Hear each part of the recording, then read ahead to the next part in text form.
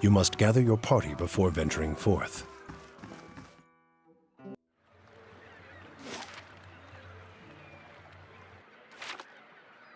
You must gather your party before venturing forth.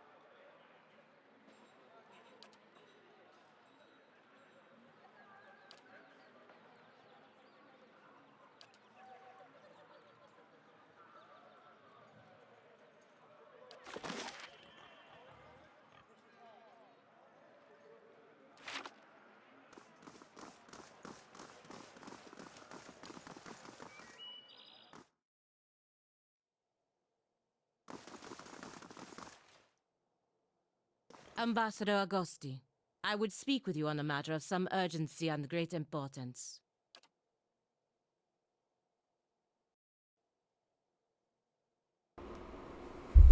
Sighing as though remembering some heavy burden, Vicent crosses his arms before replying, Pallegina.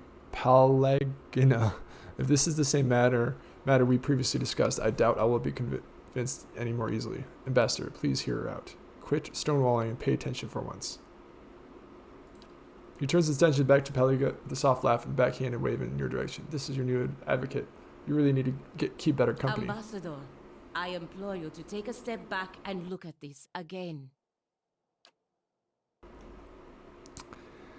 He holds up his hand and cuts Pallegina off in a strident tone. Enough. We're not going over Defiance Bay's ancestors again. The Duke Bell's desire have not changed since the last time we spoke. If you haven't heard, word of your insubordination has already found ears of the Duchessa of Bayageba and the Duke of Salona. There are rumors that you cannot be trusted to fulfill your duties. Must this talk reach the shores of Spirento? Pallegina's aggressive demeanor drains to a state of shock and worry, but she remains silent. If it takes any defense, Ambassador, if it makes any difference, Ambassador, I'm already looking into the matters Pallegina has spoken of. What kind of spineless do-nothing are you? If you and the Dukes aren't going to take her seriously, shove off. Doesn't, but it would be fortuitous if your investigation took you to Twin Elms, because that's where Pallegina needs to go. What is it the Dukes need of me, Ambassador? The Drywood's instability has created an opportunity for us to take over their trade with Glenfaith. Oh my goodness. I don't know why I can't say it. We will need to meet with the Glenfathans soon to secure upcoming trade agreements. The roads to Twin Elms can be dangerous, of course, but that's why you'll be represented there. It shall see, Ambassador. But won't this provoke the dear Woodins? Their country is falling apart, and we're already dividing up their trade alliances. Provoke them into doing what? Going to war? Through no fault of their publics, the Drywood's army had been deprived of an entire generation of soldiers. It would be foolish not to take advantage of the situation. If we don't, the Red Karens will. Ambassador, that's some cold compassion considering what these people have been through. It does make sense, Pallegina. The Drywood has problems. Sooner or later, someone's going to profit from it. Really? After that, you have nothing to say. Shrug. Pallegina. He shakes his head. Go to Twin Elms, speak to Amanamtheth, impress upon her the instability of the Drywood, and reassure the Valiant Republic's desire to open safely. Of course, Ambassador. Ambassador nods and smiles paternally. He then looks to you. I know you planned on investigating this crisis together, but I hope you understand Pallega's responsibilities. Of course, Ambassador. We have our duties to attend to. I understand, but we're still going to investigate it. Responsibilities or not. Lie, wink obnoxiously at Pallega. I understand completely and will make sure she completes this important mission for the Dukes. Bristles and turns to Pallega. Will the Dukes need to hear more about Pallega's mess-raised field adventures? Of course not, Ambassador. I will attend to the unamend part as soon as I am able to travel to Twin Elms. Good. Now, if you will excuse me. Could have gone better. Could have gone worse. I appreciate that you stood up for me, but it's hard to persuade the Ambassador to go against the Duke's orders.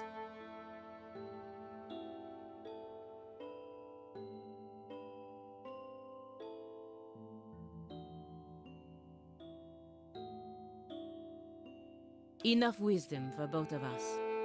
Now, I just need to find out how to get to Twin.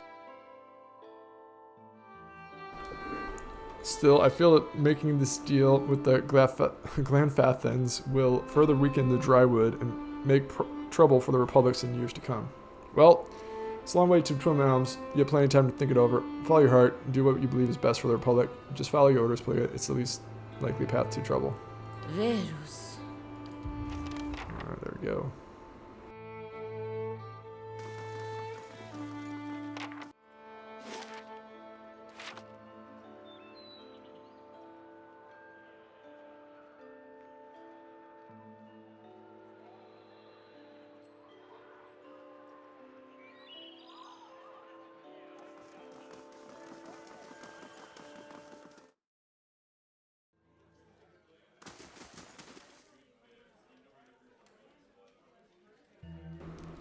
Watch your step, and here today every man and woman here is mourning fallen comrades, and some of them are looking for an excuse. I have information from Aaron.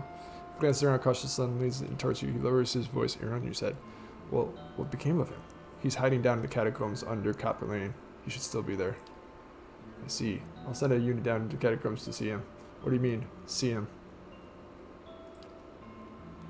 Was that subtle? I suppose you're new here. Aragorn got his little Orlin fingers in a few too many pies, if you ask me. The man of politics with plenty of loud friends. Better all around if it goes nice and quiet, and Aragorn gets the end he deserves. What? But that's horrible. I see. Well, I'll be going. I don't know Aragorn, so let's just go with that.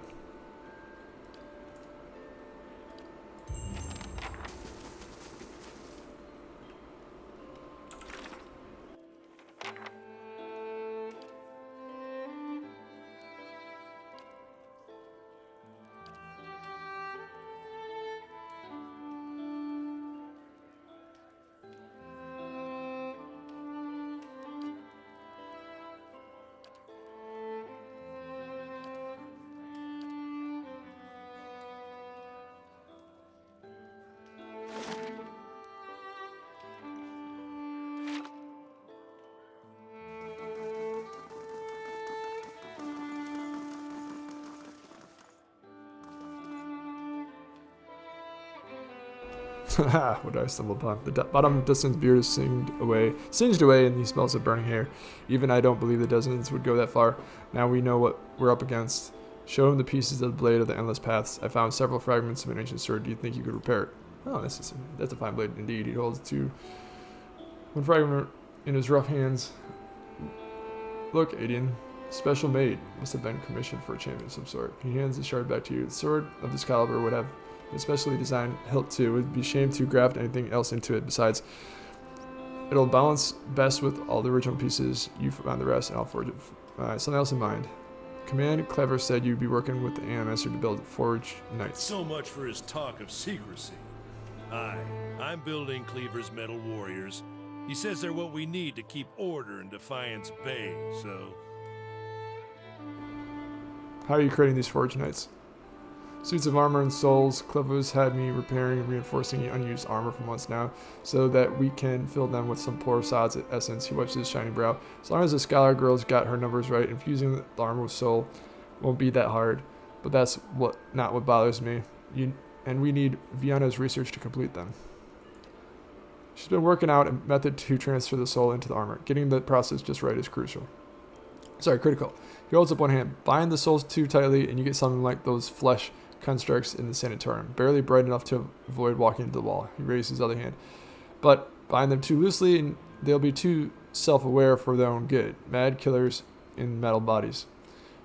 Do you disagree with Clever's about the Forge Knights? I disagree with him on the near about everything, and this is no exception. These Forge Knights won't solve our manpower problem. He can call them what he wants, but they aren't knights. Doesn't take it too much's nose to smell the trouble here. A group that can't stand together is headed for a fall. He folds his arm, looks at the ground, and don't get me started on the other problem. Those souls he brought to power the Forge Knights, Cliver keeps telling himself that they came from willing donors, but he knows better. There's a reason you have to buy souls through less than legal channels. We should be clearing those scavengers off the road, not doing business with them. Enough with the Forge Knights. If only. Give him Vienna's research. I think this is what you've been looking for. That's what Cleaver's been looking for anyway. If you found it, I guess I've got to start. I'm not surprised someone at Strongwill is used going along with it. You made it clear to Clever that this is a mistake. Trying to harness souls like this, it's a crime against gods, ban it. Anyway, Clever's told me I'm to sell you any arms we might want. Now, time to see if that Valian was worth all that blood and copper. Ha! I'll be damned. Be honest, even I wasn't expecting it to work this well.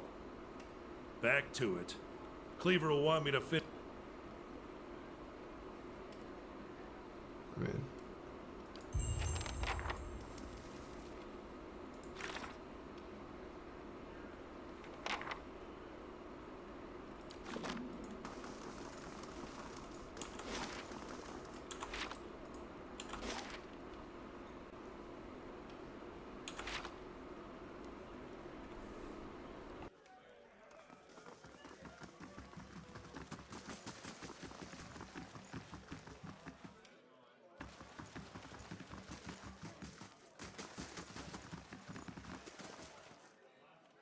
Dustan will complete the first squad of Forge Knights in no time.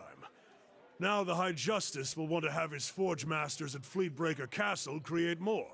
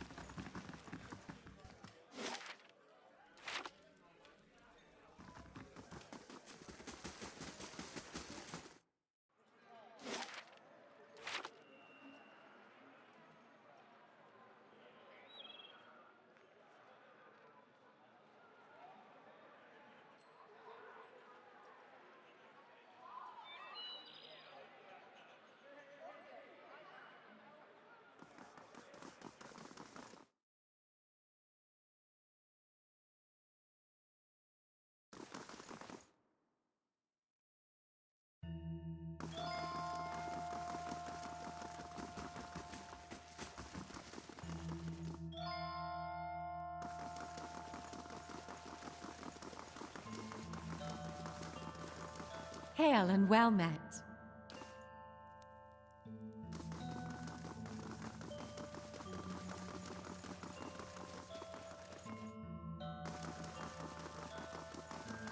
Hello.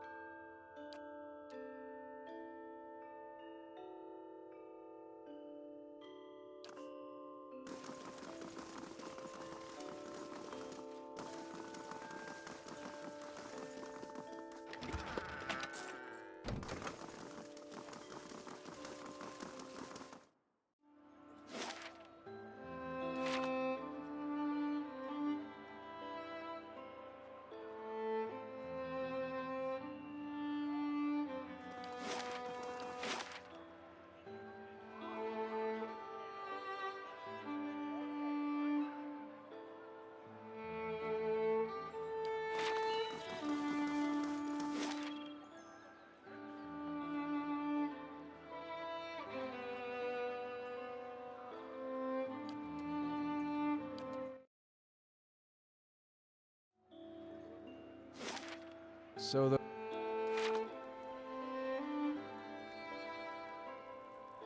Lucky. Where I'm from, we see a feathered lady, we start worrying maybe her dad got frisky with his hens. I guess you can always trust a farm boy's head to go there first.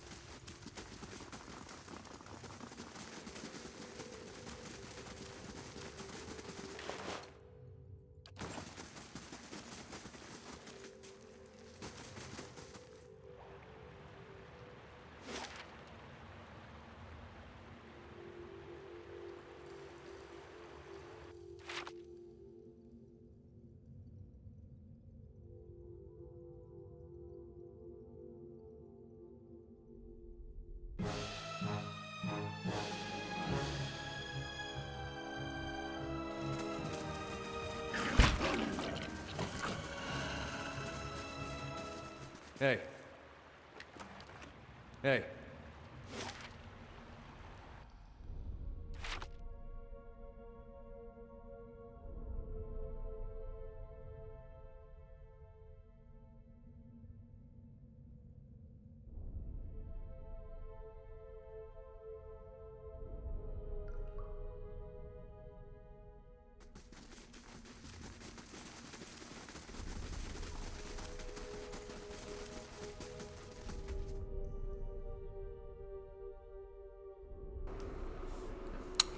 Did you find my grimoire? I opened Mortar's chest, if that's what you mean. He places his hand on the table and leans forward. Tell me everything. The look on his face, the sound of his screams. Closes his eyes, claps his gnarled hands together. I want to bask in every glorious detail. She tore him to pieces. I'm not sure which was louder, his agonizing scream or crackling bones. That was part of our agreement. I mean, this guy's pretty evil, right? So, let's go.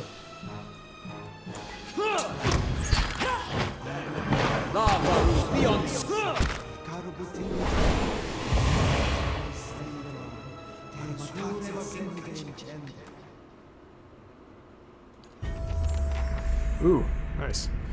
A soul pawns within the bloodstone like a caged stelagar. It's filled with a fierce, restless energy. Who are you? You see an image in the mind of a woman in heavy leather armor bearing twin daggers. Next to her is a man, young and handsome, who calls her Royana. The vision shifts to a wind-swept plain next to a lake. 50 men and women in matching leather lay dead, their bodies contorted and deformed by some sinister sorcery. Rwanda falls among them, her body collapsing next to the young man who you saw earlier. She's too weak to speak, but the name Dalton appears in your mind. A lone figure strides across the battlefield, barely bothering to step over the corpses. His eyes are filled with an unnatural light fixed on Rwanda. Royana, he reaches out to her, and what little life remains in her body departs. When he takes the amulet from around her neck, you feel her anguished soul trapped within it. With a final contemptuous glance at the fallen Dalton, the man departs. Dalton sent me to find you. The soul pulses with warmth. It fills your mind with memories of a young man who's both bold and generous. But fury and despair gnaw those images away until all you feel are cold, crimson walls pressing against you, something loathsome feeding off of you as your years fade into decades. What do you want? You see an image of amulet scattering the souls. Very well. Voice from the past.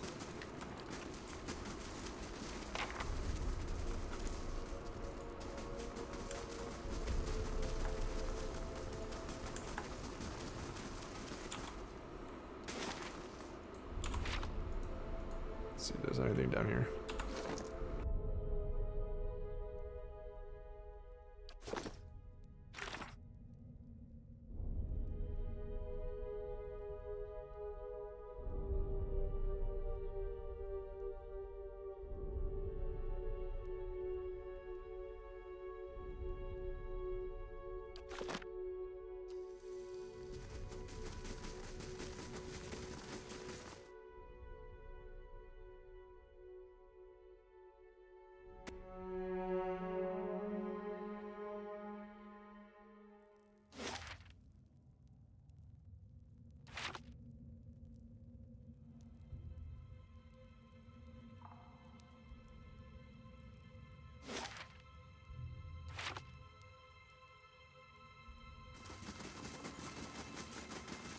Well met, friend.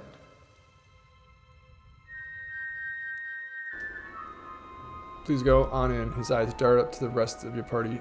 You know that Acolyte doesn't like guests. I'll keep any friends of yours out of the main chamber. She's ready at state. Cannot be late. No sense of what's going on here. I haven't a clue, I assure you. We keep to ourselves, watch for uninvited guests, just like you are Apocalypse told you. No questions asked. Tell me about this place. Oops. Good day to you. As far as I can tell, we're underneath the forest fires, probably under the ruined temple.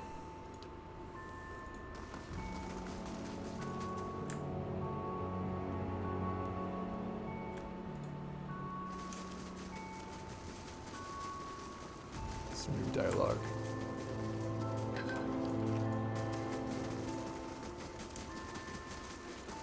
Binding copper.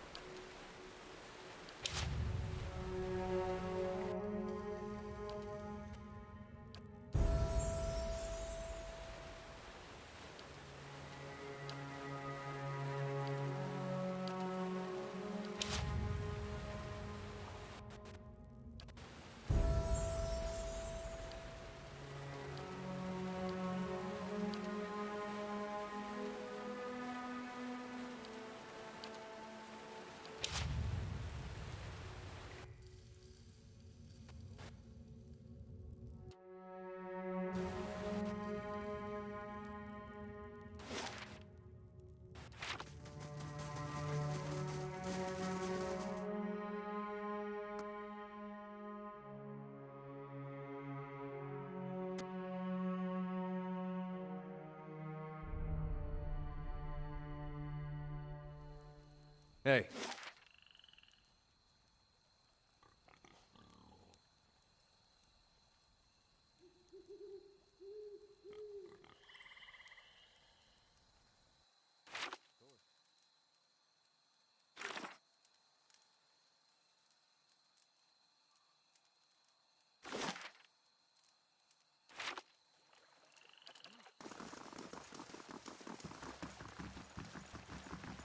If it makes you rest easier.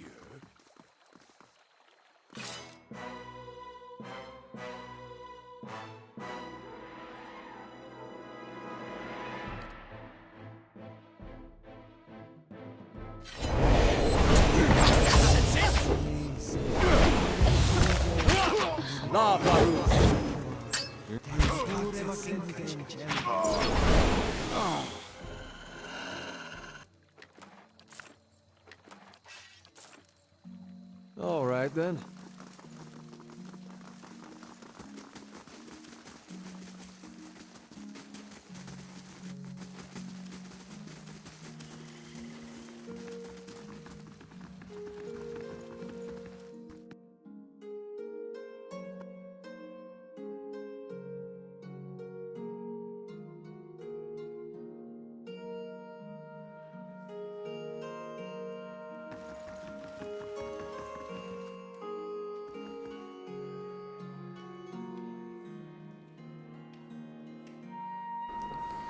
Scars over Wenan's arms and is sporting a purple eye, but the grin on his face is nothing short of triumphant.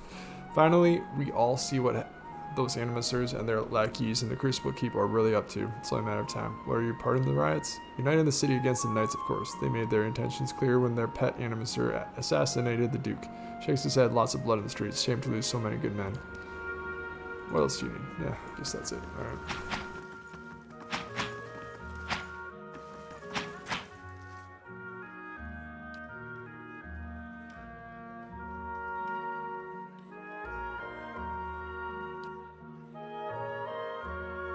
I guess I should read this all through. Okay, you survived it, eh? Got too close to the fires myself. He burned a bright burn mark on his right arm, oozes pus. Still, it's a better emblem than anything those knights wear. Is this the armor you wanted? Osric wavers a moment in disbelief. He looks at you, then back at the breastplate. He reaches for it slowly, as expecting it to disappear before he can touch it. How did you manage this? You were right about the affidavit. Unfortunately, Helm forced me into a fight. A shame it ended like that, but he's the lying weasel who started this. You did all I asked, and you are owed much. He withdraws a leather cut purse from his pocket and hands it to you. Stop by Sondil's shop on the other side of the hall. She sells some of the best gear in the city. I'll see that she opens her inventory to you. What is the armor to you anyways? Looks around. It's nothing really. Just a keepsake. He tries to look in your eye, and when he does, he appears to reconsider. He sighs. It commemorates the Order of Magrin, highest order of valor. Word to the dead, never to living. Us Drewudins, real Drywudins, we don't have a nobility or birthright, unless you're some copper fucker from Eder. All we got the honor we bring to our family name. Copper fucker, that's a new one. So this, he pauses, considering the weathered metal, a pale image of the former self, but still etched in light, something to live up to. There we go.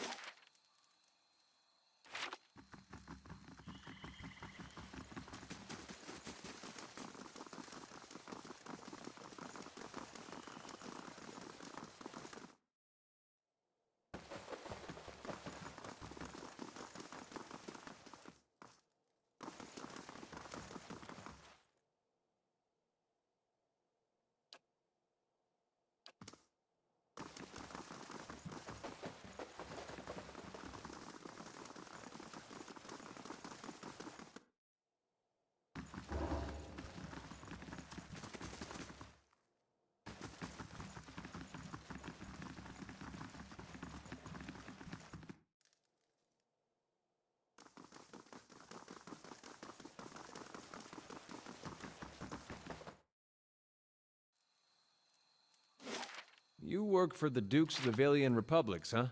Ah, for as long as they will allow. Must be nice always knowing who you're supposed to serve. Well, there are 5 of them, but even so, knowing who is easier than knowing how. Alright, and that is the end of my stream. I hope to figure out where this other dude is in Copper Lane. I guess that makes him a copperfuck, doesn't it? Alright, so let's see. Yep, we'll be back soon. Stay tuned. I just up the comments or the chat if you liked what you see or want to tell me how I should have played. Talk to you later. Bye.